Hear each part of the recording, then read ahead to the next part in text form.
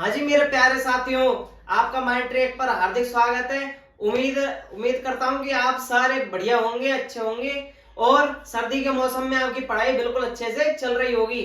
और आपको पता है कि मैं पिछले टॉपिक मौलिक अधिकार मैंने आपको कंप्लीट करा चुका हूँ। उम्मीद है आपने उनका बखूबी रिवीजन कर लिया होगा और आज हम उनको रिपीट करने वाले हैं। रिपीट का मतलब क्या है, अपन एमसीक्यू के माध्यम से उनको दोबारा समझने की कोशिश करेंगे।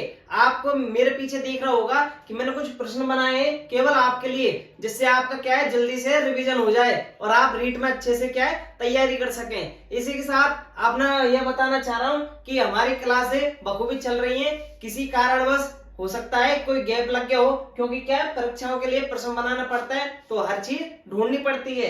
इसलिए मैं आपको फिर से बता रहा हूँ, हमारी क्लास के साथ जुड़ते रहिए। और फिर हम शुरू करते हैं आज का टॉपिक। तो अपना एमसीक्यू चालू करने वाले हैं अपन एमसीक्यू। ठीक है, हमारा पहला प्रश्न आता है आपके सामने। हालांकि मैंने 6 प्रश्न कंप्लीट कर चुके हैं, इसके आगे फिर अपन और पढ़ेंगे। ठीक है, तो इसी के साथ पहला प्रश्न है, आपको दिख रहा होगा। तो यहां से देखिए पहला प्रश्न अपना है स्वतंत्रता के पश्चात। ठीक है, जब भारत स्वतंत्र हो चुका है, क्योंकि अपन पॉलिटिकल पढ़ रहे हैं तो आपको ये याद होना चाहिए। तो अपने को क्या है, किससे जोड़ना है, पॉलिटिकल साइंस से। ठीक है भाई, तो स्वतंत्रता के पश्चात राजस्थान, ठीक है शॉर्ट में लिख दिया, राजस्थान में कितनी रियासतें थी।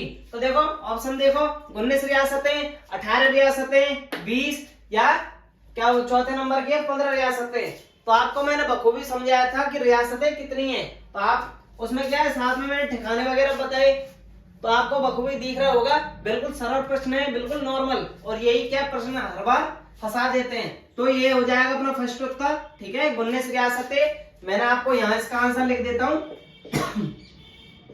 जिसमें क्या थी, 19 रियासतें थी। ठीक है, और मैंने पढ़ाया था 3 क्या बोलते हैं ठिकाने थे उनके, 3 ठिकाने, और एक क्या था उनमें केंद्र शासित प्रदेश था। याद है, देखो 3 ठिकाने कौन कौन से थे। एक तो सबसे पहला था कौन सा, एक था लावा का, है ना, लावा का। दूसरा नीम का थाना, नीम का थाना। ठीक है, और तीसरा आता है कुशलगढ़, कुशलगढ़। आपको याद होगा सबसे लावा का जो वाला है, ठीक है, लावा का जो ठिकाना है वो कैसा था, सबसे छोटा।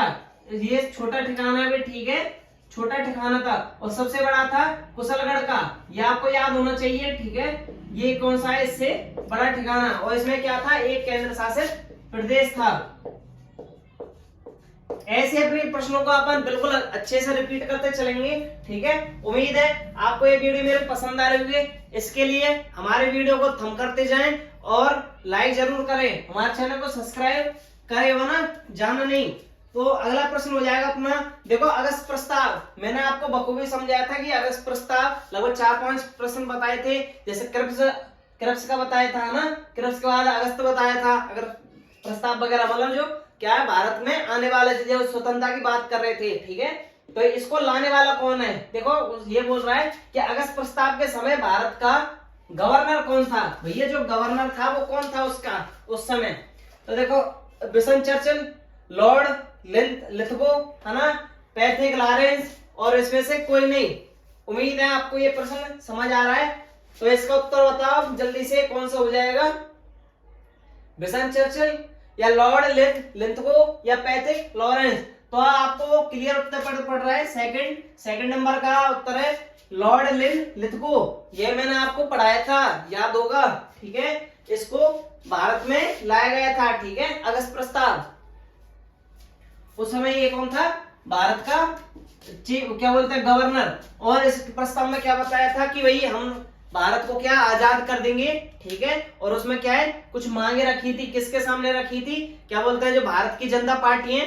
ठीक है, जिस कांग्रेस वगैरह मैंने आपको पिछली बार बताई थी, जिस कांग्रेस हो गया, और आज के समय जैसे बीजेपी वगैरह है, तो ऐसे उस समय भारतीय जनता पार्टी वगैरह थी, जो पुरानी पार्टियां थी उनके सामने क्या रखी थी, पेश। अगर वो क्लिक कर देंगे, मतलब वो मान जाएंगे, तो पूरा संपूर्ण भारत मान जाएगा। इसलिए इस समय मतलब जितने प्रस्ताव लाए गए थे वो सब उन पार्टियों के सामने रखा था। उस समय भारत का गवर्नर था लॉर्ड लिथगो, है ना। अगला प्रश्न है नंबर 3। उम्मीद है आपको सारे प्रश्न अच्छे लग रहे होंगे, समझ आ रहे हैं। भारत का सबसे बड़ा संविधान, ये सबको पता है कि भारत का जो संविधान है वो कैसा है, सबसे बड़ा।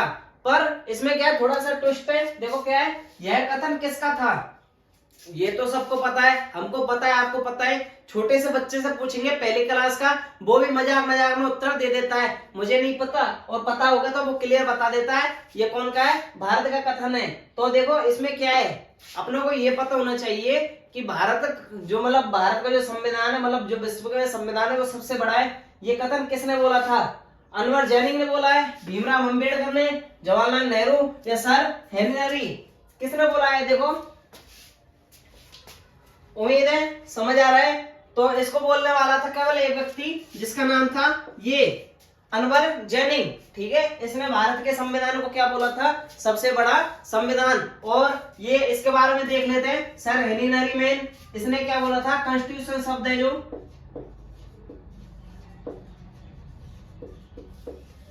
कॉन्स्टिट्यूट, ठीक है, जो कॉन्स्टिट्यूट शब्द है इसका इसने क्या किया था, सबसे पहले मतलब सर्वप्रथम इसका क्या किया था, प्रयोग किया गया था। किसने किया था, सर हेनरी। तो आपको याद होगा मैंने संविधान पढ़ाया था, स्टार्टिंग की थी जब अपनी फर्स्ट क्लास थी, उसमें मैंने आपको समझाया था कि सर हेनरी ने क्या है, जो कॉन्स्टिट्यूट शब्द का सबसे पहले प्रयोग किया है, जिसमें संविधान के बारे में बताया था कि अंग्रेजी में इसका रूपांतरण लैटिन भाषा में किया गया है, ठीक है, लोकतंत्र वगैरह मैंने आपको बखूबी समझाया था, ठीक है। तो इसका ये भी याद रखना, इंपॉर्टेंट प्रश्न है, छोड़ना नहीं चाहिए। संविधान का प्रारूप किसने कहा, किसने बनवाया, बनाया। तो देखो संविधान का जो प्रारूप है, जिसको अपन क्या दूसरे शब्दों में क्या बोलते हैं अंग्रेजी में, ब्लूप्रिंट, ठीक है, लिख लेते हैं थोड़ा सा, अंग्रेजी में उसको क्या बोला जाता है, ब्लूप्रिंट, ब्लूप्रिंट। तो ब्लूप्रिंट किसने बनवाया, किसने बनाया था, मोतीलाल नेहरू या अपना क्या महात्मा गांधी, अंबेडकर, या चौथे नंबर पर अपना कौन सा जाएगा, मोहम्मद जिन्ना, ठीक है, मोहम्मद अली जिन्ना। तो बताओ, आपको मैंने समझाया पिछली बार बखूबी बढ़िया तरीके से समझाया, यदि आपने मेरी क्लास ली होगी तो ये प्रश्न आप बिल्कुल कभी भी नहीं छोड़ सकते। उम्मीद है आपका ये प्रश्न भी नहीं रहेगा। तो देखो इसमें से बताओ उत्तर कौन सा, तो इसका हो जाएगा मोतीलाल नेहरू। इसके बारे में थोड़े से डिटेल जान लेते हैं। तो मैंने उस समय बताया था कि एक अंग्रेज अधिकारी था, ठीक है, जो सैनिक था, जिसका नाम था बिफेड हेड। उसने क्या बोला था कि तुम भारतीयों पर संविधान बनाना नहीं आता।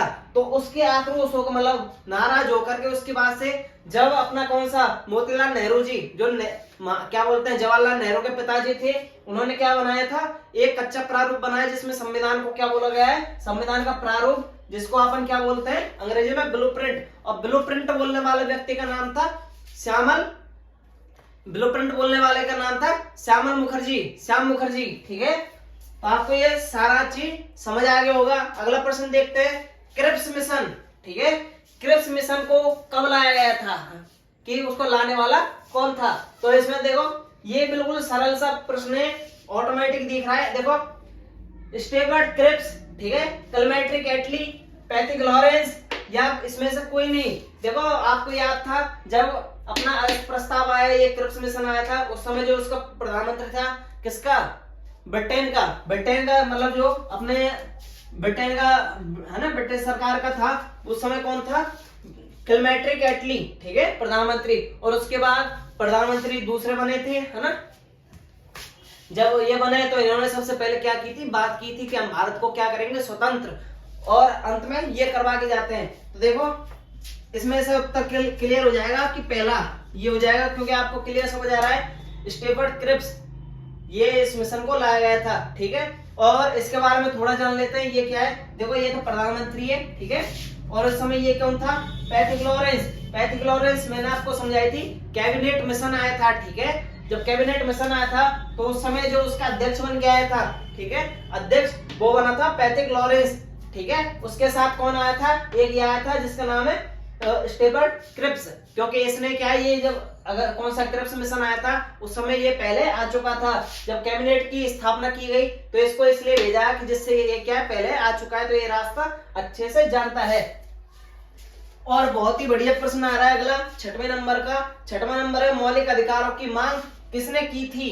ये आपको याद है जस्ट हम इससे पिछली कक्षाओं में मौलिक अधिकार के बारे में बखूबी समझ चुके हैं और पढ़ चुके हैं, पर आपको यह पता होना चाहिए कि भारत में सबसे पहले मौलिक अधिकार की मांग किसके द्वारा की गई है। तो अपने 6वां प्रश्न हो जाएगा, तो आपको यह पता होना चाहिए। और संविधान का जब मैंने आपको टॉपिक पढ़ाया था उस समय मैंने आपको बताया कि मौलिक अधिकार, ठीक है, जिसमें से लगभग 8-10 मांगे की थी महात्मा गांधी के द्वारा कराची वगैरह के अधिवेशन में, लाहौर अधिवेशन में, ठीक है। और मैंने एक और बात बताई थी 26 जनवरी जब 26 जनवरी को क्या बोलते हैं 15 अगस्त के समय, है ना, उसमें क्या है स्वतंत्रता से पहले क्या बनाया जाता था, आजाद, मतलब क्या भारत को स्वतंत्रता दिवस बनाया जाता था। और जब राजेंद्र प्रसाद हुए, है ना, राजेंद्र प्रसाद हुए, तो उन्होंने क्या, जब भारत आजाद हो गया तो 26 जनवरी को उन्होंने क्या बनाया, देखो 26 जनवरी को यहाँ लिख लेते हैं। 26 जनवरी को तो उन्होंने ज्यादातर पहले स्वतंत्रता से पहले क्या स्वतंत्रता दिवस, है ना, और 15 अगस्त को जब देश आजाद हो गया तो 26 जनवरी को क्या घोषित कर दिया, इसको कर दिया गणराज्य, ठीक है, गणतंत्र बोलते हैं जिसको अपन। और इसको 15 अगस्त को क्या कर देंगे अपन, देश को आजाद, ठीक है, ऐसा प्रावधान किया गया था। तो आपको ये पता होना चाहिए मौलिक अधिकार मांग किसने की थी, इसने की थी जिसका नाम है वल्लभ भाई पटेल। इसके द्वारा ही आपको पता है भारत का एकीकरण हुआ था, क्योंकि बड़े बड़े राजा महाराजा थे जो क्या है देश में, ठीक है, जो पाकिस्तान में जाना चाहते थे, राजस्थान के भी थे कुछ बीच में, है ना, कुछ आसपास के थे। तो ये वल्लभ भाई पटेल के प्रयासों से किया, क्योंकि उस समय क्या है जो अंग्रेज, मतलब क्या है जो भारत के रियासतों के राजा थे, राजा महाराजा, वो क्या है हर व्यक्ति स्वतंत्र होना चाहता है। क्योंकि ये वल्लभ भाई पटेल ने केवल 2 चीज बोली थी, अगर आपको भारत में मिलना है आपके लिए 2 प्रस्ताव रखेंगे, एक तो आप सीधा क्या है एक्सेप्ट कर लो, मतलब भारत में रह जाओ, है ना, और उनके बाद क्या शामिल हो जाओ, और दूसरे कोई स्वतंत्र होना चाहता है तो स्वतंत्र हो सकता है। इसके लिए भी एक प्रावधान किया गया था, जिसके पास 1 लाख रुपए थे, है ना, और क्या बोलते हैं 10,000 जनसंख्या थी उसकी, है ना, 10,000 जनसंख्या थी, तो वो उसमें क्या बन सकता है स्वतंत्र हो सकता है। ऐसे करके लगभग 1 लाख आए थे, तो आधे से ज्यादा के पास क्या 1 लाख रुपए के ऊपर थी उस समय, ठीक है, इनकम थी। तो वो सब क्या देश सबरे आजाद होना चाहते। तो उस समय जब वल्लभ भाई पटेल ने ये देखा ये सबरे आजाद होना चाहते हैं, तो इन्होंने क्या है आक्रोश में आकर, आक्रोश मतलब कि कैसे, इन्होंने ठान ली क्या पूरे भारत को क्या है हम राजी राजी कहते हैं प्यार से पूरा भारत एकीकरण हो जाए, ठीक है, सबका एकीकरण हो जाए, और नहीं तो हम जबरदस्ती करवाएंगे। तो इसके प्रयासों से भारत का क्या हुआ है एकीकरण हुआ है, ठीक है। और इसी के साथ अपने 6 प्रश्न समझ में आ गए होंगे, ठीक है, अपना 6 कंप्लीट हो चुके, बढ़ते आगे की ओर, ठीक है, अपने 6 प्रश्न हो चुके हैं। अगले देखते हैं, चलते हैं अगले टॉपिक की ओर। हाँ तो ठीक है, बढ़ते हैं अगले प्रश्न की ओर। अपना 7वां प्रश्न आपकी स्क्रीन पे ये है अपना, संविधान के जनक किसको कहा जाता है। देखो भीमराव अंबेडकर, BN रॉय, या आइवर जैनिंग, या नेहरू जी, ठीक है। तो अपना इसका उत्तर हो जाएगा कौन सा, भीमराव अंबेडकर, क्योंकि इनको ये अध्यक्ष बोला गया है क्योंकि इन्होंने क्या संविधान का निर्माण किया है, इसलिए इसको क्या बोलेंगे जनक बोला जाएगा, ठीक है। कैबिनेट मिशन की व्यवस्था में चुनाव के लिए महत्वपूर्ण तत्व मैंने आपको बताए थे कि जब कैबिनेट मिशन आया था उस समय, तो उसमें क्या है कुछ महत्वपूर्ण तत्व बताए कि कौन कौन से इंपॉर्टेंट है, और ये तीनों इंपॉर्टेंट है। तो देखो क्षेत्र, मतदान, विधि और उपयुक्त सभी, बताओ इसका उत्तर हो जाएगा अपना ये वाला पॉइंट, ठीक है, क्योंकि किसी भी क्षेत्र में अपने को व्यवस्था बैठानी है तो उसका क्या है चुनाव के लिए, ये कह रहा है चुनाव के लिए। तो चुनाव के लिए सबसे पहला अपन क्षेत्र लेंगे, क्षेत्र के बाद उसकी जनसंख्या वगैरह को गिनेंगे, मतदान को करेंगे, उसके बाद विधि बनाकर उसका क्या है चुनाव करेंगे कि कौन सी विधि या संक्रमणी पद्धति या कौन सी विधि के अनुसार अपन क्या उसका अध्यक्ष वगैरह बनाएंगे। इसके बाद आता है कैबिनेट मिशन भारत कब आया।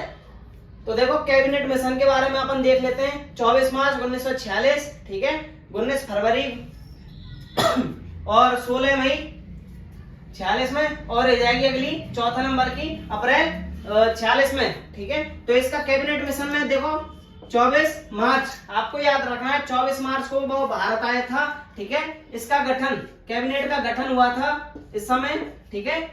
देखो 19 फरवरी 46 में, ठीक है, 1946 में तो उसका क्या किया था गठन किया गया था, भारत आया था 24 में, ठीक है। फरवरी के बाद मार्च अगले महीने, और मई में उसने क्या की थी रिपोर्ट को पेश किया गया था। ये इसी के आधार पर तीनों पॉइंट इंपॉर्टेंट है। प्रत्यक्ष कार्यविधि, कार्यवाही, आपको मैं गारंटी दे रहा हूं, आपको शायद ये नहीं आता होगा, फिर भी देखो ये क्या है, प्रत्यक्ष कार्यवाही दिवस कब बनाया जाता है? तो देखो 16 अगस्त 1946, 24 अगस्त 1946 या 26 सितंबर 1946, 2 सितंबर 1946। तो प्रत्यक्ष कार्यवाही दिवस मनाया जाता है 16 अगस्त को, ठीक है, क्योंकि 14 को क्या पाकिस्तान आजाद हो जाता है, उसके बाद भारत होगा अगले दिन, ठीक है, 15 को, और 16 को क्या प्रत्यक्ष कार्यवाही दिवस बनाएगा। और देखो उद्देश्य प्रस्ताव, ठीक है, उद्देश्य प्रस्ताव किसने पेश किया? तो उद्देश्य प्रस्ताव को पेश करने वाले BN रॉय साहब या अपना हेनिंग मैन या एटली महोदय, ठीक है, एटली या गोकुल भट्ट। तो इसको जो पेश करने वाले थे, देखो उत्तर ऑप्शन बड़ी गलत हो गया है, ठीक है, यहाँ नेहरू जी कर लेना, ठीक है, जवाहरलाल नेहरू ने पेश किया था, ठीक है, एक प्रश्न यहाँ से सही कर लेना, जवाहरलाल नेहरू, और इनके पिता ने ब्लूप्रिंट बनाया जिसको अपन क्या जानते हैं, मैंने संविधान का प्रस्ताव या प्रारूप बोला जाता है, ठीक है। और इसके बाद आता है अपना लास्ट क्वेश्चन, संविधान पर सबसे पहले हस्ताक्षर, सर्वप्रथम हस्ताक्षर संविधान निर्माण के समय किसने किए? देखो जवाहरलाल नेहरू ने, हंसा मेहता ने, या राजेंद्र प्रसाद जी ने, या कृष्णवेद ने। तो देखो अगर आदमी में देखा जाता है, मेल में, तो मेल में तो हो जाएगा अपना नेहरू जी, ठीक है, और फीमेल में, ठीक है, महिला पहले कौन सी थी? हंसा मेहता, और राजेंद्र प्रसाद जी ये सबसे अंतिम करेंगे, ठीक है, लास्ट में करने वाले हैं। इसी के साथ अपने 12 क्वेश्चन तैयार होते हैं। हाँ, तो मुझे उम्मीद है आपको ये 12 क्वेश्चन बिल्कुल समझ आए होंगे, प्लस में अपन ने इसके प्लस और कोशिश की है जिससे आप ज्यादा समझ सकें। तो इसी के साथ मिलते हैं कल अगली वीडियो में। अभी तक के लिए धन्यवाद, और हमारे चैनल को सब्सक्राइब जरूर करके जाएं। जय हिंद, जय भारत।